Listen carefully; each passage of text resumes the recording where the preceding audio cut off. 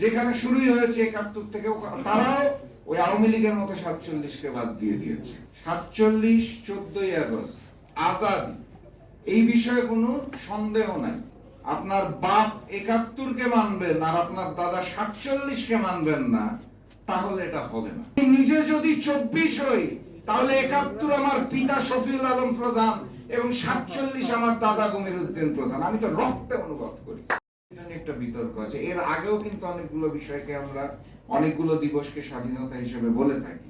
তো প্রথম, দ্বিতীয়, তৃতীয়র বিতর্কে যাব না, বাট 47, 14ই আগস্ট, আজাদি, এই বিষয়ে কোনো সন্দেহ নাই।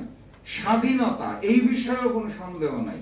তো আমি শুরুতেই আমার দল জাগবার পক্ষ থেকে এই আজাদি দিবসের আপনাদের সকলকে শুভেচ্ছা এবং অভিনন্দন জানাই। আজকের এই প্রেক্ষাপটে আপনি আপনার বাপ 71কে মানবেন আর আপনার দাদা 47কে মানবেন না, তাহলে এটা হবে না। এখন 71 পরবর্তী সময়ে যেমন বারবার আমাদের ওই একটা জিনিসই মুখস্থ করানো হয়েছে যে মুজিব মুজিব মুজিব, মুজিব বাদে কিছু নাই। আমাদের সামনে থেকে যাবতীয় ইতিহাস মুছে ফেলা হয়েছে এবং বাস্তবতা হচ্ছে এই অন্তর্বর্তী সরকারও এসে ওই তোতা পাখির মতোই ওই মুজিববাদকেই গ্রহণ করলো কিনা আমার এখন সন্দেহ হয়। আপনারা জুলাই ঘোষণাপত্র দেখেছেন, যেখানে শুরুই হয়েছে 71 থেকে, তারাও ওই আওয়ামী লীগের মতো 47কে বাদ দিয়ে দিয়েছে। আমি বিপ্লবী পরিষদকে ধন্যবাদ জানাই আজকে এই চমৎকার আয়োজনটা করার জন্য। এখানে আমরা সবাই একত্রিত হতে পেরেছি। আজকে যদি আমি এখানে বাস্তবতার সাথে বলতে চাই, প্রত্যেকটা মানুষকে স্বীকার করতে হবে যে 47-এ আমরা যদি পাকিস্তান না হতাম, তাহলে তো আজকে বাংলাদেশ থাকতো না। আজকে আমরা হিন্দুস্তানের তৃতীয় শ্রেণীর নাগরিক থাকতাম, একদম তৃতীয় শ্রেণীর নাগরিক বলতে যা বোঝায় সেটা থাকতাম। তো আপনি 47কে অস্বীকার করে 71কে ধারণ করবেন আর নতুন করে 24কে ধারণ করবেন, তাহলে হবে না। আপনাকে 47ও ধারণ করতে হবে, 71কেও ধারণ করতে হবে, 24কেও ধারণ করতে হবে। আজকে যদি এই যে আমার এখানে ইরাপু বক্তব্য রেখেছে, সাংবাদিক রাশেদ ভাই বক্তব্য রেখেছে, জুলাই যোদ্ধারা, শুধু তরুণরা না, মুরব্বীরাও যুদ্ধ করেছে, যে উদাভাইও তো যুদ্ধের ময়দানে ছিল, আমি দেখেছি। তো 24 যদি বর্তমানটা হয়ে থাকে, তাহলে আপনার বাপ 71 এবং দাদা 47কে নিতেই হবে। আমার কাছে এই পয়েন্টটা এরকম তাত্ত্বিক না, একদম রক্তের। কারণ হচ্ছে 71, আমি 71কে চিনি আমার মরহুম পিতা শফিউল আলম প্রধানের মাধ্যমে, যিনি একজন বীর মুক্তিযোদ্ধা ছিল। দিনাজপুরে 23শে মার্চ 71 সালে পাকিস্তানের পতাকা নামিয়ে স্বাধীন বাংলার পতাকা উত্তোলন করে ওখান থেকে যুদ্ধ শুরু করেছিল। আমি 71 চিনি আমার মরহুম পিতাকে দিয়ে। আমি 47 চিনি আমার মরহুম দাদাকে দিয়ে। উনি মুসলিম লীগের নেতা ছিলেন, সাবেক স্পিকার ছিলেন, গমিরউদ্দিন প্রধান, পাকিস্তান পিরিয়ডের স্পিকার। এবং এই যে পাকিস্তান গঠনের যে কার্যক্রম 47, সেটার মধ্যে উনি কিন্তু অগ্রণী ভূমিকা পালন করেছিলেন। তো আমি আমার জায়গা থেকে বলতে পারি, আপনাদের জন্য তত্ত্ব হতে পারে, আমার জন্য এটা ব্লাড, আমি রক্ত দিয়ে অনুভব করি।